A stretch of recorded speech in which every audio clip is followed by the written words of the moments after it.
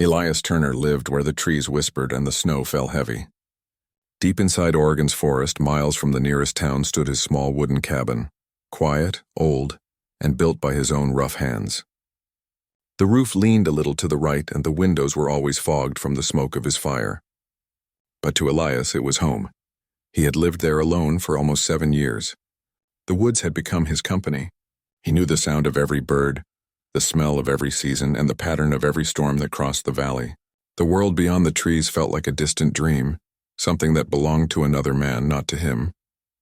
Elias wasn't always alone.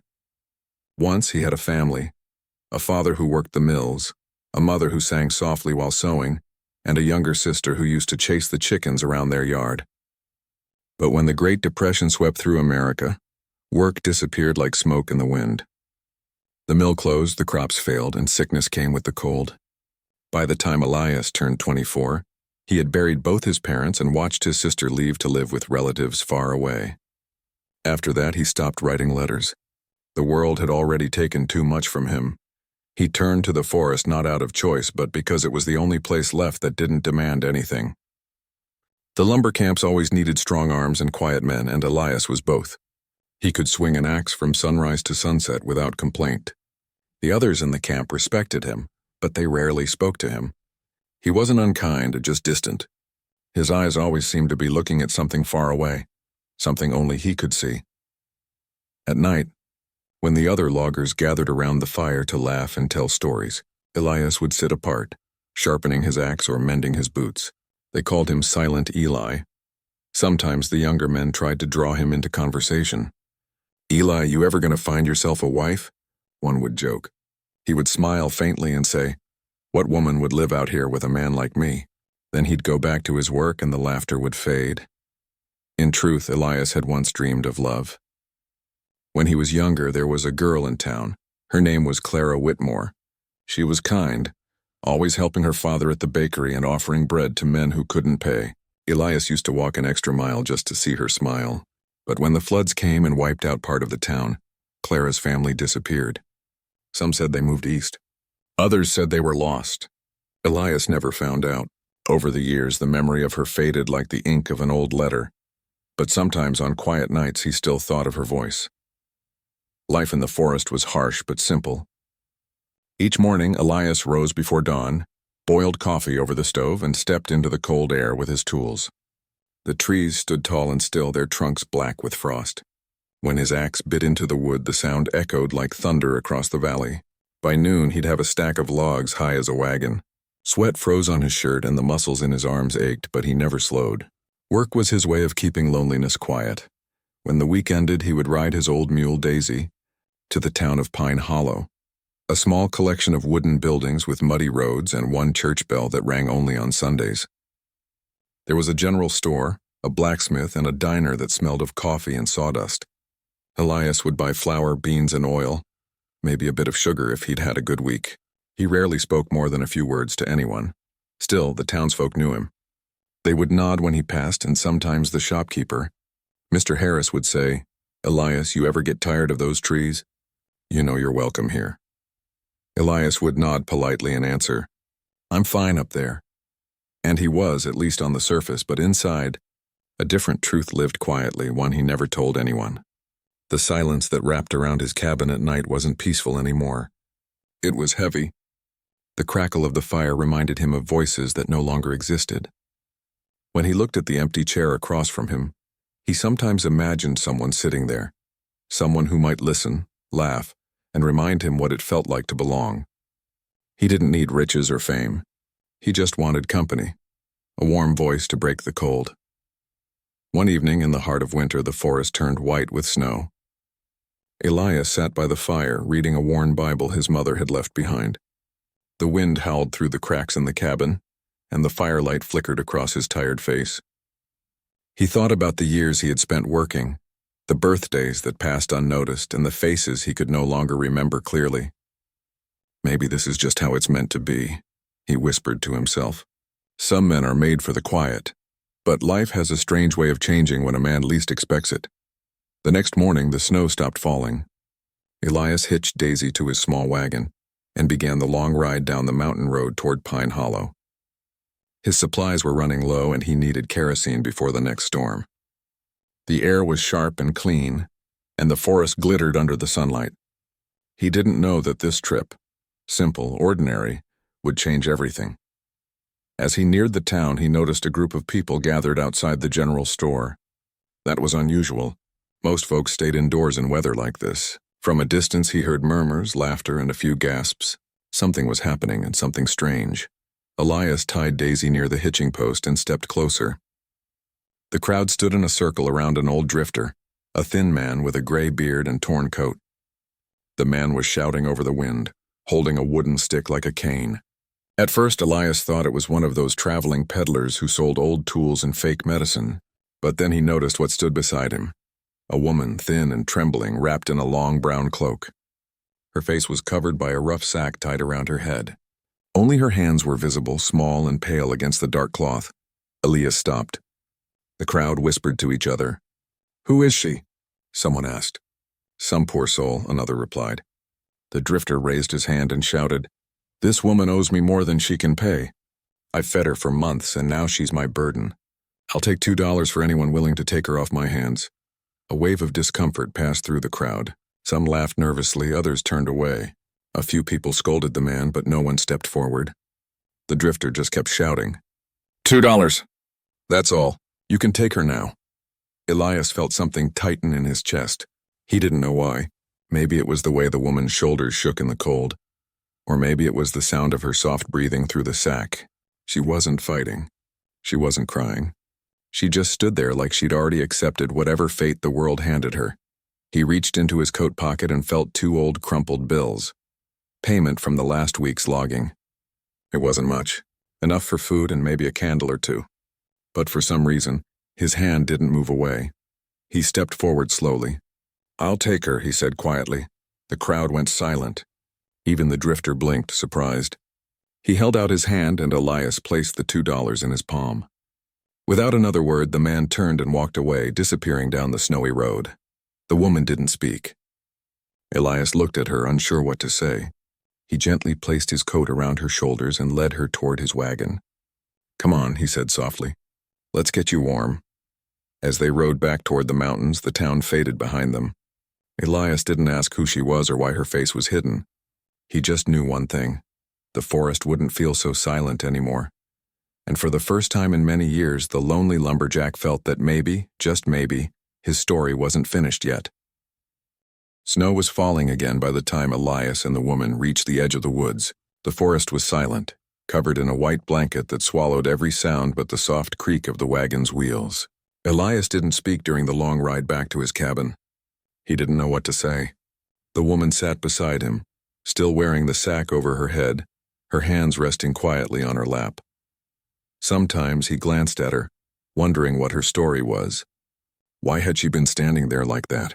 What kind of pain made someone hide their face? But he didn't ask. He wasn't the kind of man to pry into other people's wounds. When they finally reached the cabin, Elias jumped down first and helped her step out of the wagon. Her boots sank into the snow and she nearly stumbled, but he caught her arm gently. Her skin felt cold through the sleeve. "It's not much," he said softly, motioning toward the small wooden house. "But it's warm." The woman nodded once without a word. Inside, the fire was still burning low from the morning. Elias tossed on more wood, and soon the room filled with the crackle and glow of flame. He took off his gloves and hat, then looked back at her. She stood near the door, unsure what to do, her hands twisting together nervously. "You can sit," he said, pulling out a chair. "You're safe here." Slowly, she sat down, still facing the fire, her head lowered. Elias made a pot of hot tea and placed a steaming cup in front of her. For a moment, she didn't touch it. Maybe afraid, maybe unsure if she was allowed. Then she reached out and held the cup carefully in both hands as though it were something precious. Elias sat across from her. The only sounds were the wind outside and the gentle hiss of boiling water. "You don't have to tell me anything," he said quietly. "You can stay here until you decide where you want to go next." The woman gave a small nod. Her voice, when it finally came, was faint, almost like a whisper through cloth. "Thank you." That one word filled the cabin more than any fire could. Days passed and a rhythm slowly grew between them. She helped him with small things around the cabin, sweeping the floor, washing dishes, mending his torn shirts. She moved softly, always careful not to make noise, like a person afraid of being noticed. The sack never came off. She even slept with it on, lying quietly in the small bed while Elias took the floor near the fire. He never asked her to remove it. He figured she had her reasons. He had seen enough in life to know that pain doesn't need to be questioned. It needs time. The forest outside was harsh that winter. Storms came often, shaking the walls of the cabin and covering the windows with frost. But inside, something gentle was beginning to grow. A quiet companionship that neither of them expected. Elias noticed small things about her. When she thought he wasn't looking, she would hum soft melodies, sweet and sad, like lullabies from another life. Sometimes she would pause near the window, staring at the falling snow, her fingers tracing invisible patterns on the glass. And once, when he left extra bread on the table, she divided it in half and kept a piece aside, as if saving it for someone who wasn't there anymore. He didn't know her name, or where she came from, but he started to feel that her silence wasn't empty. It was full of stories she couldn't yet tell. One morning, he woke early and went outside to split wood. The air was bitter, his breath rising in clouds. When he returned, the cabin smelled faintly of stew. She had cooked using the few ingredients they had, beans, potatoes, and wild herbs she'd found nearby. It wasn't much, but to Elias it tasted better than anything he'd eaten in years. He smiled, a rare sight on his weathered face. "You didn't have to do this," he said. She looked down at her hands. "I wanted to," she murmured. From that day, small changes appeared in the cabin. She started to hum more often. She placed small touches of care in the space. A folded blanket here, a bowl of pine cones on the table, a small sprig of green tucked behind a jar. Elias realized the cabin no longer felt empty. Sometimes, when he came back from the forest covered in snow and saw the faint light through the window, he felt something he hadn't felt in years: belonging. Evenings became their quiet ritual. Elias would carve small pieces of wood by the fire, shaping animals or tiny figures while she sat nearby sewing or mending. Neither spoke much, but the silence between them wasn't heavy anymore. It was warm and like two souls learning to share the same stillness. He began to wonder who she really was. Her voice when she spoke sounded educated, soft but not weak. Once, when he dropped his axe outside, she ran to help him and called out in perfect tone, "Be careful, the ground's icy." That voice. There was something familiar about it, though he couldn't place it. At night, when the wind howled against the door, he sometimes heard her cry softly under her breath. She always thought he was asleep, but he wasn't. He wanted to ask what troubled her, but the words never came. He feared that questions might make her leave, and the thought of being alone again frightened him more than the cold. Weeks passed into months. Winter began to loosen its grip. The snow melted into small rivers that trickled down the mountain slopes. Trees began to show hints of green. The world was waking up again. One afternoon, while repairing the fence, Elias saw her standing near the tree line, her face turned toward the sun. The light shone on her shoulders, and for the first time she looked peaceful. He realized how much he had grown used to her being there, how empty the cabin would feel if she ever left. That night, as they sat near the fire, Elias spoke after a long silence. "I don't even know what to call you," he said gently. "Do you have a name you'd like me to use?" She froze. Her hands trembled slightly. For a long time, she said nothing. Then, in a voice filled with hesitation, she whispered, "Not yet." Elias nodded slowly. "That's all right. Take your time." He didn't know why, but he meant it. Something told him her name carried a story she wasn't ready to share, a story tied to the sack she refused to remove. That night, as he lay near the fire, he found himself thinking not of the life he had lost, but of the life that now quietly existed in his cabin. Two souls bound not by words, but by shared silence. In the days that followed, their bond deepened in quiet ways. She began to laugh softly at his clumsy jokes. Once, when he came in from the rain soaked to the skin, she scolded him gently, handing him a towel and shaking her head like someone who cared. Elias found himself smiling more often, talking a little more, humming tunes he hadn't thought of in years. But there was one thing that never changed: the sack on her head. She never took it off, not even when she brushed her hair beneath it. Sometimes he caught a glimpse of pale skin near her neck. A hint of a scar, maybe, but he turned his eyes away. He respected her secret, and though curiosity lived in him, kindness lived stronger. When the spring rains came, Elias built her a small garden beside the cabin. He worked through the mud, cutting planks and shaping a small fence. She helped plant the seeds, herbs, wildflowers, and vegetables. When the first green sprouts appeared, she smiled for the first time. It wasn't a big smile, but it was real, and it made Elias's heart feel lighter than it had in years. As the sun set that evening, painting the sky orange and gold, Elias sat outside on the porch, watching her water the small garden. He realized something he hadn't dared to think before. He didn't want her to leave. Not tomorrow, not ever. He didn't yet know her past. He didn't even know her name. But somehow, deep inside, he knew she was meant to be part of his future. And though neither of them said it out loud, both could feel it. Something was changing between them, something gentle and powerful, like the slow growth of spring after a long frozen winter. Spring had fully arrived in the forest. The snow was gone, replaced by soft green moss, small wildflowers, and the gentle hum of insects returning to life. Elias had spent the past weeks planting a small garden, repairing his cabin, and settling into a rhythm with the woman who still wore a sack over her head. Life had begun to feel warmer, softer, almost like the forest itself was welcoming them both into a new season. She moved more freely now, no longer timid or unsure. She tended the garden with care, humming songs he had never heard before. Sometimes, when she thought he wasn't looking, he would catch the soft smile that appeared on her lips, the first real sign of happiness he had seen in years. Elias began to realize that her presence was changing him. The loneliness that had been his constant companion for so long was slowly fading. He still didn't know her name. He still didn't know her story, but he had begun to care for her in ways that words couldn't capture. One morning, Elias woke before sunrise. The sky was streaked with pale pink and gold, and the air smelled of wet earth and pine. He put on his coat and stepped outside, listening to the quiet forest. Birds chirped as they flitted from tree to tree, and a gentle breeze carried the scent of fresh soil. He grabbed his axe and began chopping wood, each strike echoing through the quiet. After some time, he noticed her in the garden, kneeling beside a small patch of vegetables. The sunlight caught on her shoulders, and for a moment he thought he had never seen anything more beautiful. He paused, leaning on his axe, and watched her work. There was something graceful in the way she moved, careful and deliberate, tending each plant as if it were alive. When she finally noticed him, she looked up and gave a small nod. "Good morning," she said softly, her voice gentle but clear. "Morning," Elias replied. "The sun is beautiful today," she smiled under the sack.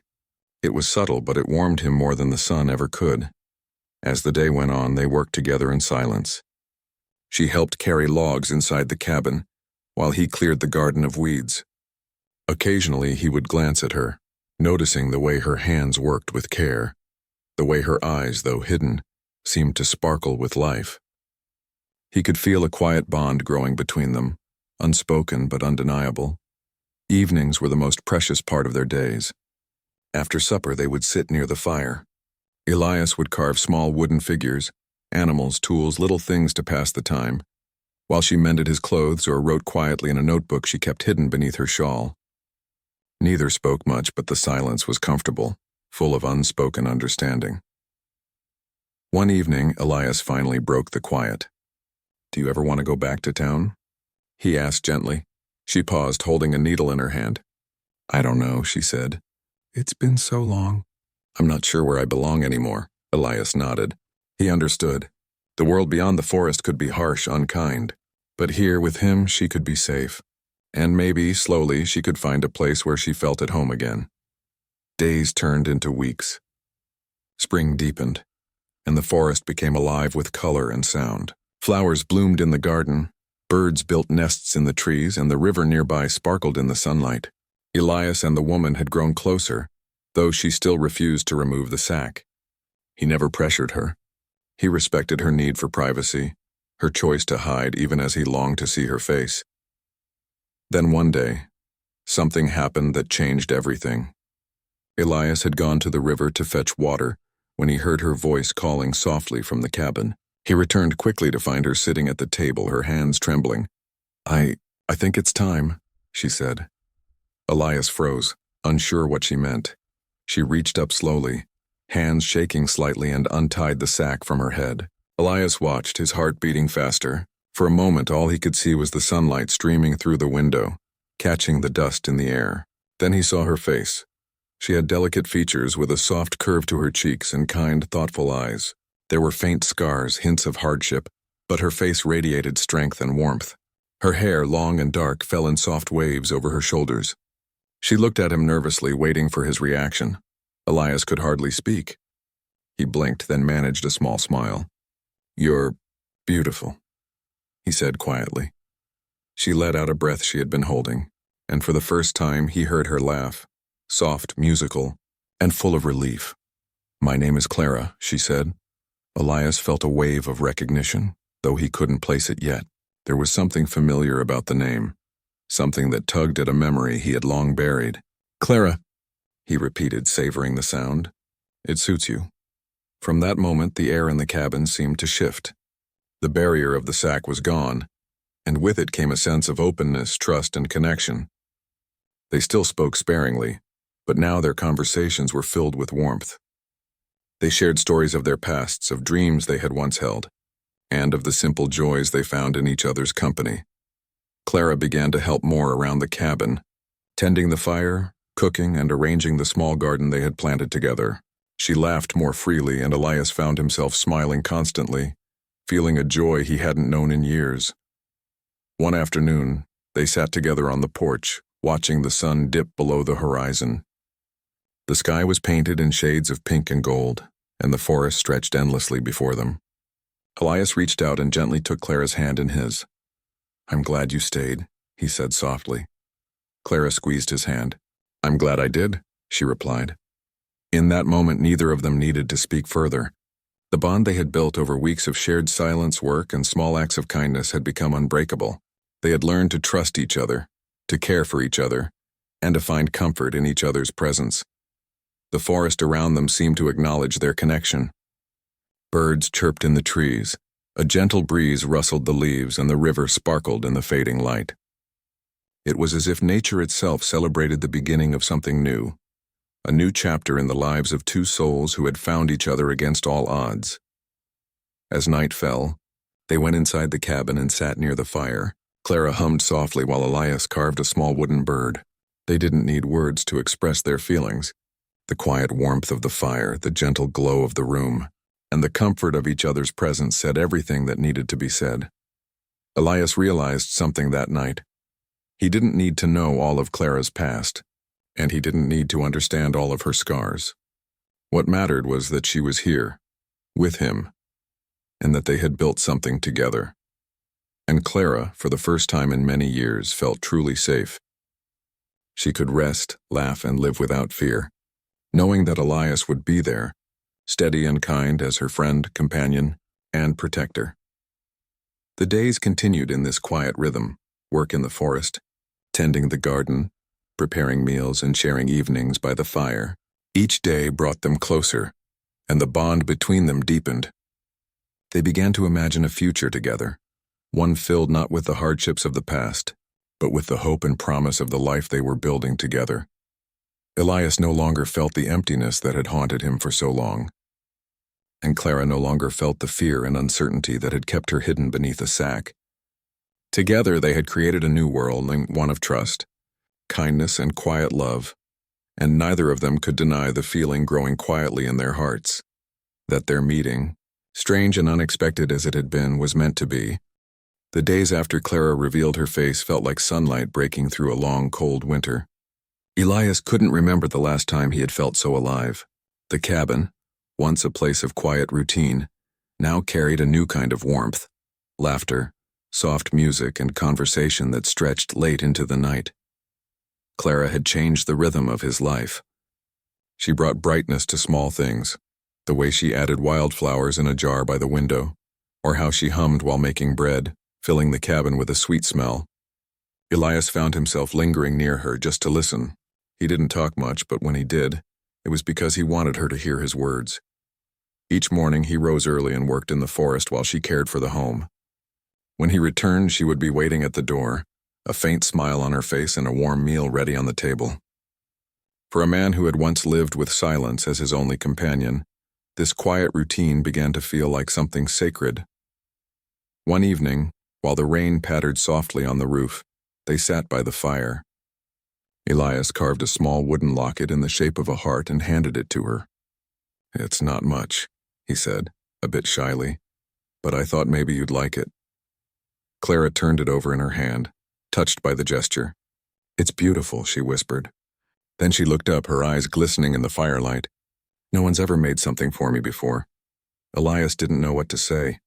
He only smiled, though inside his chest something warm and strange stirred. The feeling of love he hadn't known he still had in him. That night, as the fire burned low, Clara finally began to speak about her past. Her voice was soft like the wind through pine needles. "I wasn't always alone," she said. "I had a family once. My father owned a small bakery in town. We weren't rich, but we were happy." Elias stopped carving and listened. The sound of rain filled the spaces between her words. "But then came the floods," she continued. "The water destroyed our home, our shop, everything. My father tried to rebuild, but he became sick, and I had no one left to help. I went from place to place trying to find work, but no one would hire a woman alone. I trusted the wrong people, Elias, and that's how I ended up with that man, the one who sold me that day." Her voice trembled, but she didn't cry. She had cried enough in the past. Now there were only quiet truths left to tell. Elias's hands tightened around the carving knife, not out of anger, but out of helplessness. He wished he could go back in time and change the things that had hurt her. But he said nothing, only listened, letting her speak freely. "I thought my life was over that day," she said softly. "Then you came. You didn't ask questions. You didn't judge me. You just helped. I'll never forget that." Elias looked into her eyes, the firelight flickering between them. "No one deserves to be treated like that," he said. "You did nothing wrong. Clara, you just needed someone to care." She smiled faintly, and for a moment, they simply looked at each other. Two souls who had survived loss, now finding peace in each other's presence. From that night onward, something subtle but beautiful changed between them. Clara began to speak more freely, and Elias began to open up too. He told her about his parents, about losing his home, about the years he spent wandering from job to job before settling in the forest. Sometimes they walked together through the woods. Clara loved to listen to the birds, to touch the bark of the tall pine trees, and to collect small flowers growing near the stream. Elias, who once moved through these woods like a ghost, now saw them through her eyes, full of life and wonder. One afternoon, while sitting beside the river, Clara picked up a smooth white stone and handed it to him. "Do you know what this reminds me of?" she asked. He shook his head. "It's strong, but it's been shaped by water, by time." "That's what I think we are, Elias. Two people shaped by everything we've survived." Her words stayed with him long after. That night, as he sat by the fire, Elias realized something. He didn't just care for Clara. He loved her. Not in a loud, sudden way, but in a deep, steady way, like the roots of a tree that had taken years to grow. But even in peace, the heart holds fear. Elias wondered if she would ever want to stay. Maybe when spring turned to summer, she would want to return to town to rebuild her life. He didn't want to hold her back from anything she might want. But the thought of losing her made his chest ache. One evening, as the sunset painted the sky with soft orange light, Elias gathered the courage to ask, "Clara, do you ever think about leaving?" She looked at him with gentle surprise. "Leaving?" He nodded slowly. "You've got your strength back. You could start over somewhere new, maybe the town, maybe even beyond the valley." Clara was quiet for a moment, then shook her head. "Elias, when I came here, I was broken. I didn't believe in people anymore, but you gave me kindness when I had nothing left. This place, this cabin, it's more home to me than anywhere I've been." Her words filled his heart with quiet joy. He turned toward the window, pretending to watch the sunset, just so she wouldn't see the emotion in his eyes. As weeks passed, they grew even closer. They shared small moments that felt like pieces of forever. Laughter over spilled flour, quiet talks under the stars, the sound of the wind through the trees as they sat together in silence. Every day Elias thanked the heavens that he had stopped in town that winter day, but there was still something he didn't know. Her full name, the one she had never spoken aloud after that first day. Something about it kept tugging at his memory. One night they sat outside watching the stars. Clara was quiet, lost in thought.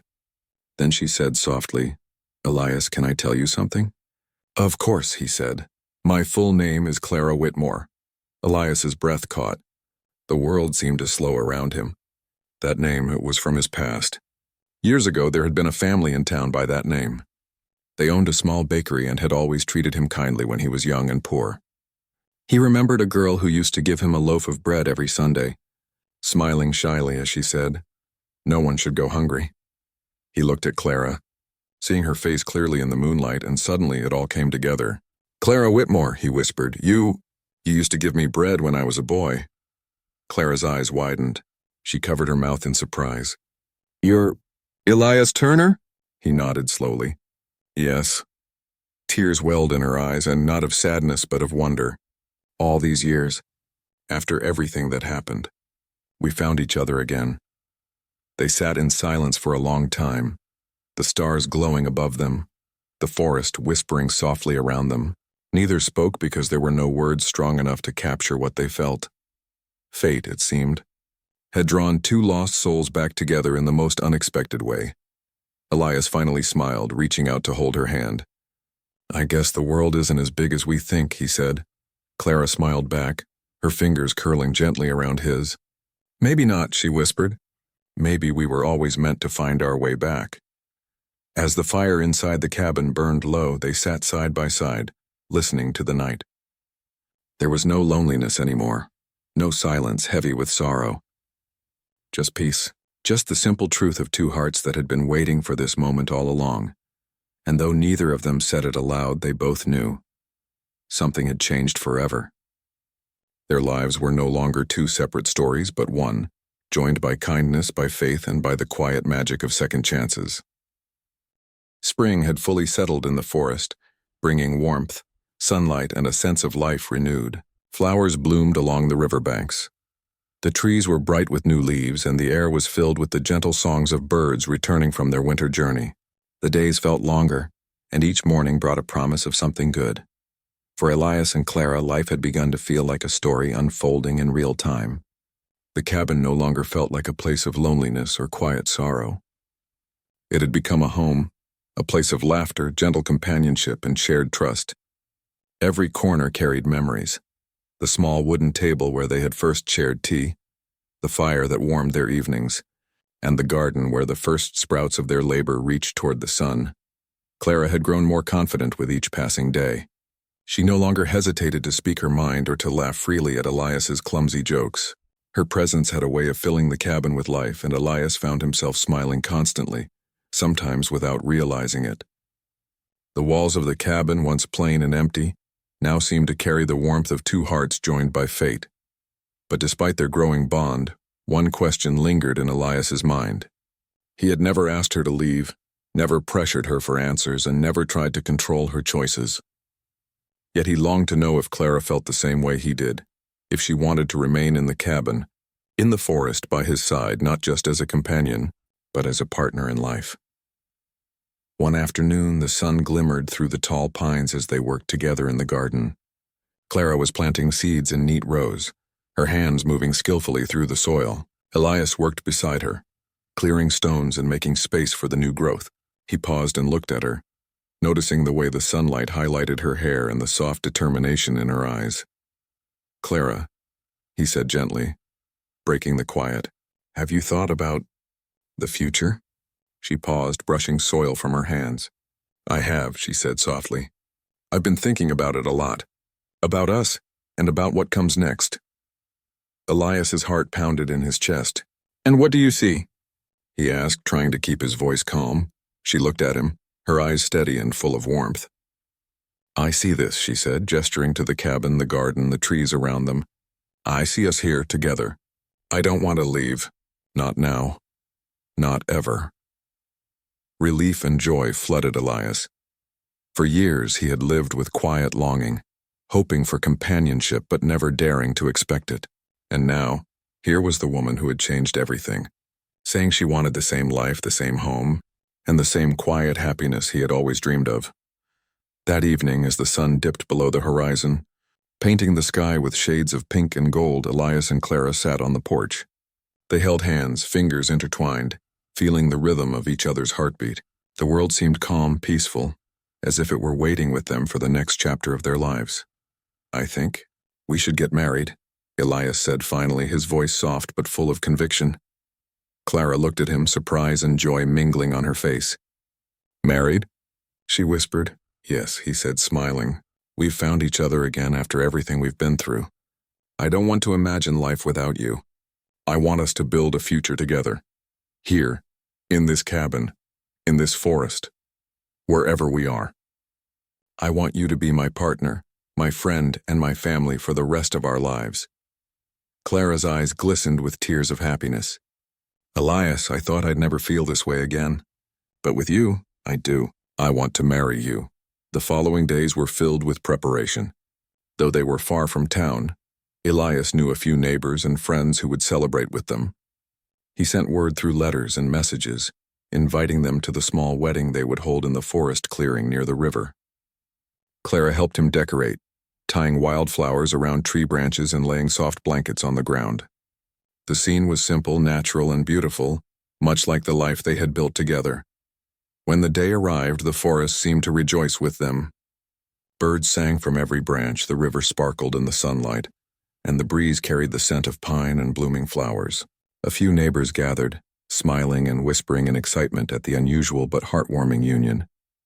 Clara wore a simple dress, stitched by her own hands the color of fresh cream, flowing gently with her movements. Her hair was pinned back carefully, and she carried a small bouquet of wildflowers from their garden. Elias wore his best shirt and coat, though he still looked like the same strong, quiet man who had once lived alone in the forest. But now there was something different in his eyes, a light of joy and love that no hardship could dim. The ceremony was simple. They stood beneath a large pine tree, hands clasped, hearts open. A local friend spoke a few words about kindness, love, and the importance of companionship. Then, with a quiet smile, Elias repeated his vows, promises to care for Clara, to protect her, and to love her through every season of their lives. Clara repeated hers, speaking of trust, support, and the happiness she had found in his presence. When they exchanged rings, simple bands made of silver, crafted by a nearby craftsman, it felt as though the entire forest had held its breath in celebration. And when they kissed for the first time as husband and wife, the air seemed to shimmer with a quiet magic, the kind that exists only when two people find their way back to each other after years of struggle and loss. After the ceremony, they shared a modest feast. Neighbors brought fresh bread, fruits, and sweet cakes. There was laughter, music, and the clinking of glasses. Clara and Elias moved among the guests, smiling and thanking each person, but always returning to each other. Every glance, every touch was a reminder of the journey they had taken, from loneliness and hardship to trust, companionship, and finally love. As the sun set that evening, painting the sky in deep shades of purple and orange, Elias and Clara walked hand in hand to the riverbank. They watched the water sparkle in the fading light, the reflection of the forest and sky shimmering like a painting. Clara leaned her head on Elias's shoulder. "I never thought I'd find happiness like this again," she said softly. Elias kissed the top of her head. "Neither did I," he replied. "But we did, and now we'll face every day together, no matter what comes."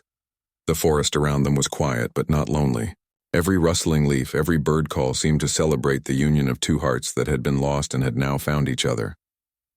The cabin behind them glowed warmly in the last light of the day, a symbol of the home and life they had built together. Over the following weeks, their life settled into a new rhythm, filled with love, laughter, and shared work. They tended the garden together, cooked meals side by side, and spent evenings by the fire talking, reading, or simply enjoying each other's presence. Elias no longer felt the ache of loneliness, and Clara no longer feared the uncertainty of the world. They had found each other, and that was enough.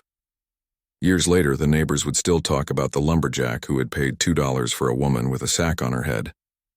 Some would shake their heads in disbelief, others would smile in wonder. But Elias and Clara didn't care about what the world thought. Their story wasn't about money or appearances or the judgments of others. It was about kindness, trust, and the quiet, patient way love can grow, and even in the most unexpected places. And so, in a small cabin deep in the forest, surrounded by the life they had nurtured together, Elias and Clara lived their days in peace. The woods no longer whispered loneliness. They whispered stories of hope, resilience, and the extraordinary beauty of two hearts finding their way home.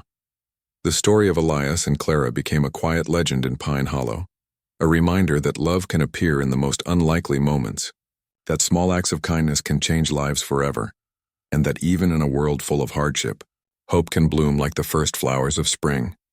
And in the evenings, as the sun set behind the pines and the fire glowed softly in their cabin, Elias and Clara would sit together, hands entwined, hearts full, and smile. For they knew in the deepest part of their souls that they had found something rare and beautiful, each other.